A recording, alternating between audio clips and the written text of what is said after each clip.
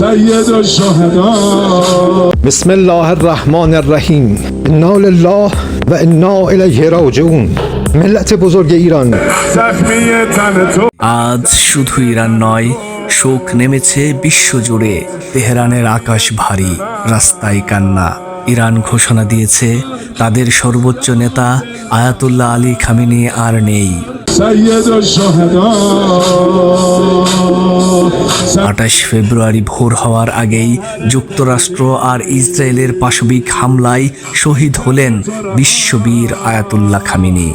على من دفن أهل تراب Iran সরকার আনুষ্ঠানিকভাবে ঘোষণা করেছে ৪০ দিনের রাষ্ট্রীয় শোক, ৭ দিনের সাধারণ ছুটি।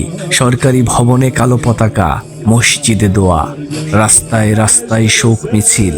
سيد الشهداء এক যুগেরও বেশি সময় ধরে যে নেতৃত্ব ইরানের পরিচয় হয়ে উঠেছিল, তার বিদায়ে দেশ থমকে গেছে। ইরানের সাথে যুক্তরাষ্ট্র ও ইসরায়েলের কূটনৈতিক আলোচনা চলার মাঝেই ইরানে হঠাৎ হামলা চালিয়ে দেশটির সর্বোচ্চ নেতার প্রাণ কেড়ে নিল কসাই দুই দেশ। তেহরান, কুম, মাশহাদ, শহর থেকে শহরে নীরব কান্না। মানুষের হাতে ছবি, চোখে জল, কণ্ঠে প্রার্থনা। سيد الشهداء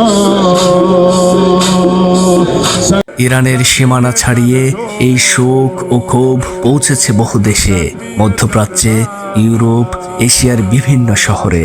হত্যার বিরুদ্ধে হয়েছে প্রতিবাদ ও বিক্ষোভ।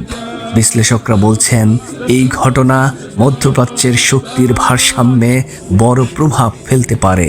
নিরাপত্তা, তেলবাজার, কূটনীতি সবকিছুই পড়তে পারে অনিশ্চয়তায়। برادر به خواهرش برسه